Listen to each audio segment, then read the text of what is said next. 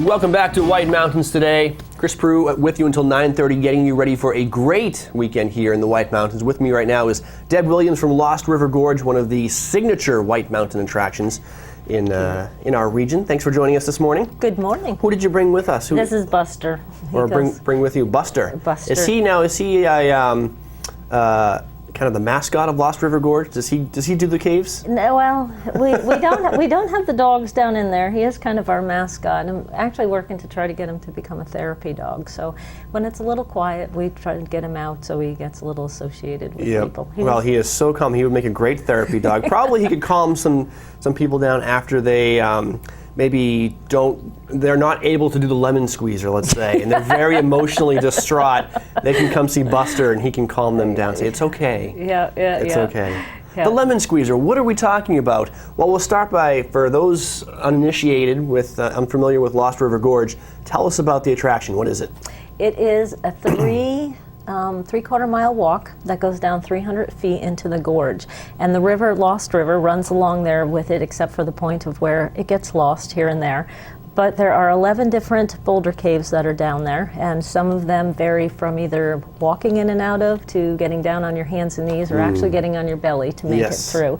And it's a lot of fun, and you do have the option of bypassing any of them. But the walk consists of, the majority, about 99% of it is boardwalk and railings, so it's very easy, and you go down much quicker than you come out. Yep. And so it's beautiful. And it's at your own pace, right? So it doesn't matter, if you want to take 45 minutes and kind of run through it, or if you want to just take it and take your time. And yep, I would say comfortably, if you kind of meander through it, as my family has done, I would say 2 hours is like a good time to kind of pace yourself and just relax and enjoy it.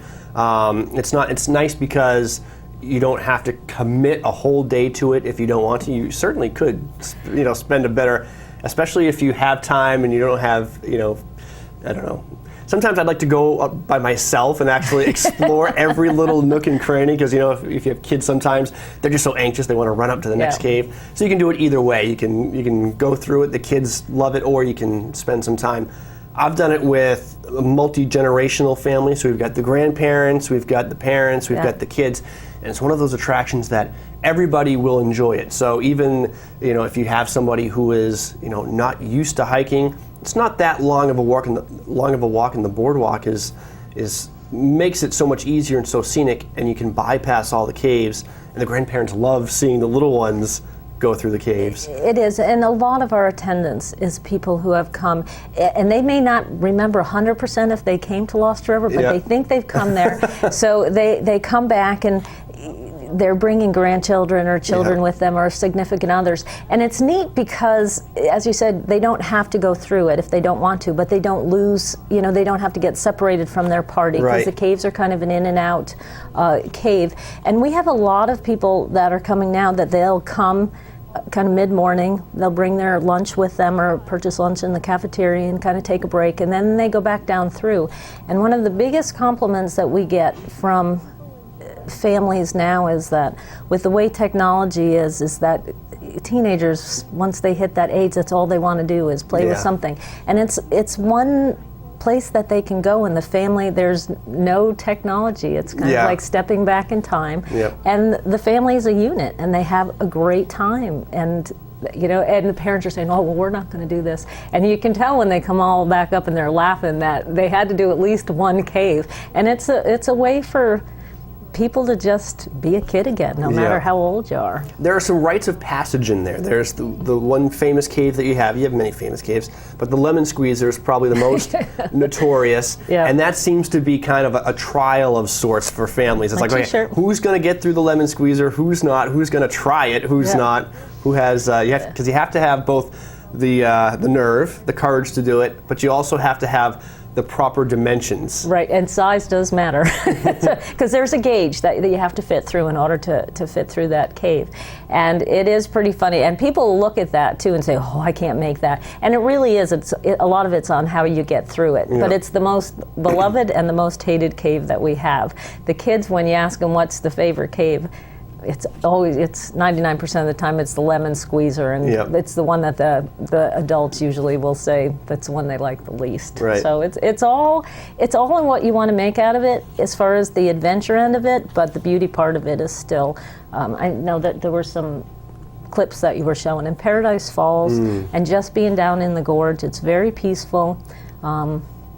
And it's just beautiful. And it doesn't matter what the weather is. I know this morning we've had a little bit of misting and raining. It is clearing up. But people always ask us, what is the best time to come to Lost River, weather-wise, time of the year? And it doesn't really matter. It's just the perspective of what you see. And you can come one day and come the next day. And the weather can be the same or different. And every time you come, you're going to notice something different. It smells really good. This time of the year, when the fall's starting to come, the leaves, I noticed on the ride over, are starting to change. But it just smells good down there. It smells clean, it's fresh, and it's kind of like just stepping away from reality for a little point of time. Absolutely. I just had this really good question that just kind of flew out of my brain. Well, I'm so engrossed in what you're talking about. What should people wear when coming to Lost River Gorge?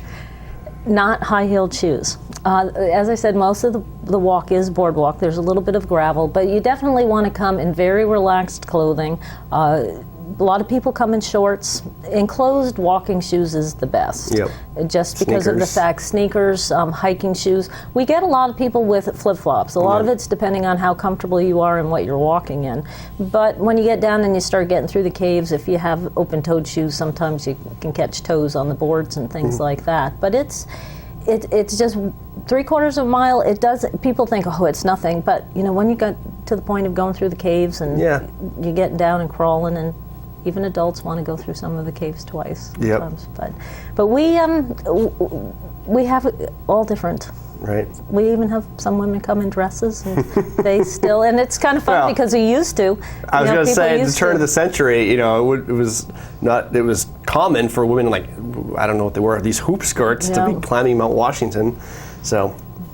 And we're celebrating 100 years this year of the Society for the Protection of New Hampshire Forest, having protected Lost River and making it so that for generations it's going to look just like it does now. Because our caves are lit by lanterns, and some of them have enough lighting so they don't have to have anything in them, as you know. But some of them are dark enough that they are lit with liquid paraffin lanterns, so we don't have the electricity down there. And it really is pretty rustic, and it's just an awful lot of fun. Absolutely. And it's educational too. That's what I was thinking about earlier, is that as you're going through, whether or not you're going through the caves, there's just so many fascinating interpretive signs there that will tell you about the geology of Lost River, how these caves were formed, some of the backstory, you have some really kind of neat names for some of the caves, and it gives you kind of a backstory on that. And then also just the flora, all the different wildlife and plant life that you'll find at Lost River. And it is neat, and that is a good point. We have been working on putting new signage in, and we have a nature garden that has over 100 different species of New Hampshire fauna and flora. And we do try to make it so it's educational. So if people want to just kind of take a peek at the pictures, great. If they want to find out more information, they can do that. And we've taken, of course, Lost River was discovered in 1852, and it was protected by the Forest Society in 1912. But in between all that time, there's been tours that people have been going up there. The boys who discovered it would bring people up from North Woodstock, and they would charge $1 to take them up. That would include their hike up and go through Lost River. And so we have a lot of really neat old pictures, and we've taken a lot of those pictures now and brought them down into the gorge. So you can really see things haven't changed. We get a lot of people who come and return to go through, and we tell them we haven't moved any rocks, which though sometimes they think that we have made the opening smaller in some of the caves. No, you're just bigger. We never say that. But we have the pictures down there to prove that we haven't changed anything. It's all still the same. So you're wearing the I Made It Through the Lemon Squeezer t-shirt. I understand you also have the I Failed the Lemon Squeezer t-shirt. We normally do. We're almost sold out of those. And it's so funny because it is, like you say, a rite of passage. And we have the front. I don't know if you can you see my the back Possibly. of my shirt if I And it's got a great big old lemon, and it shows it going through the gauge. And the one that that says I failed says I failed the lemon squeezer. And it was kind of a joke to begin with for many years that people would say, how come you don't have an I failed one? And so we started carrying one, and it's a riot because it's not just, it's not double XL type size shirts that we have. It's some people don't like small spaces, and so. Next up will be the bumper sticker. We've all seen this car climb Mount Washington. These passengers were squeezed. There you go. Yes. So you guys, this is the 100th year anniversary. I believe you off camera you said that you have some specials in the gift shop that you want to get now because they're not coming back for another 100 years, these items. Yeah, we have a continual growing we started yesterday, and we've just kind of been adding to try to make sure that everybody can find something that they need special going on, and so it'll continue through tomorrow too. All right. And we're doing a military, the active military through the course of this weekend are admitted free. Oh wow, that's and great. we have a discounted rate for the rest of their immediate family, which we are carrying through on Wednesdays. We do that also. It was kind of neat. It ended up really always appreciate what the military do, but we were looking, when I started doing the research, when the brothers that discovered Lost River, when they were doing the tours, one of them left in the later part of the 1800s to go and serve our country. And then he came back. And Lost River is one of the oldest continuing operating attractions in New Hampshire. And since 1912, it has been open except for in the later part of the 30s when it actually closed because of so many of our people going over to serve the country in World War II. And so it just seemed like a really appropriate thing to do to try to honor the men and women who are serving our country now. So that's why we're doing the discount all the time. And then Wednesdays and through this weekend, active military are free. All right, I'm gonna bring the phone up here. I have another question for you, but this is kind of like the Pavlov's bell. This is just to get the viewers salivating a little bit. We've got a Watch and Win coming up in about 30 seconds or so. What are your hours? You guys remain open through the fall season? We're open through October 21st, and we have gone to our fall hours, which we open daily at 9 o'clock. We stop selling tickets at 4, and then we close at 5.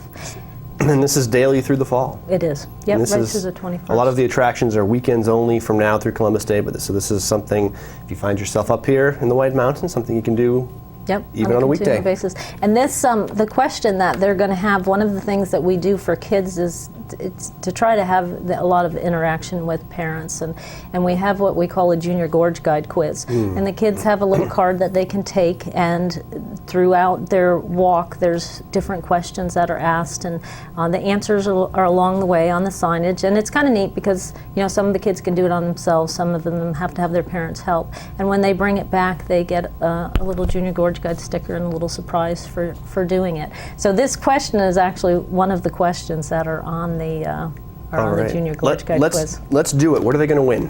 They are going to win a pass for 2 adults and 2 kids to come to Lost River, and it's valid up through next year's season. Wow, family 4-pack through next year's season. Lost River Gorge.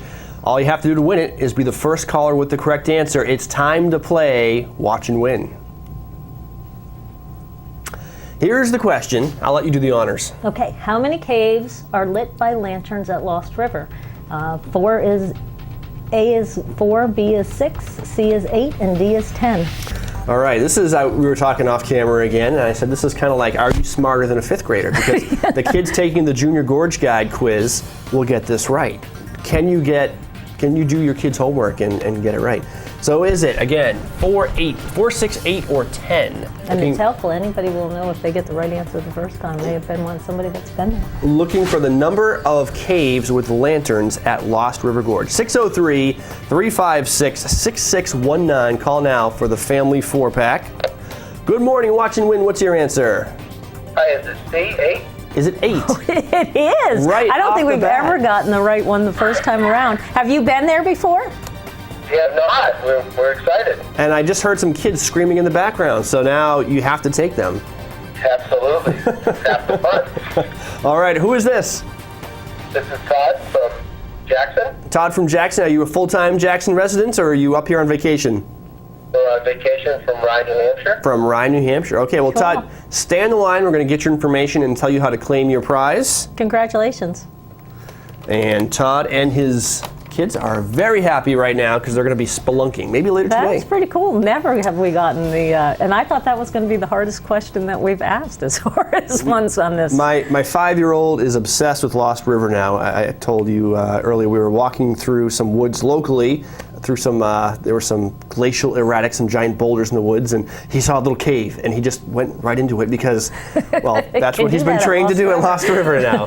I said, well, the caves at Lost River are scouted daily, and this one hasn't been cleared for wild animals and things. Let's not go too deep in this cave. Yeah, really. Well, and he has a button too. And that, just one more thing I want to mention is a lot of people ask us, they'll call us and say, oh, we have a 2-year-old or 4-year-old. Is it appropriate to bring them? And we have people show up. The youngest since I've been there has been 2 weeks, and bless the mom took, and the baby went down through. And the oldest has been 87, and he went through all of the caves. And again, it's just you can't take a stroller down because of there's so many. There are 1,300 steps, but it really the kids just have a great time, whether they're in a backpack or whether and most of them will find some way to get through, at least one of them. Yeah, we've brought, we have a 2-year-old daughter who just turned 2, and she stays in the backpack for most of it, because that's a little bit of a hard age, because they do tend to wander a little bit, so you've got to keep an eye on them. But our 5-year-old is absolutely obsessed with it, loves the caves,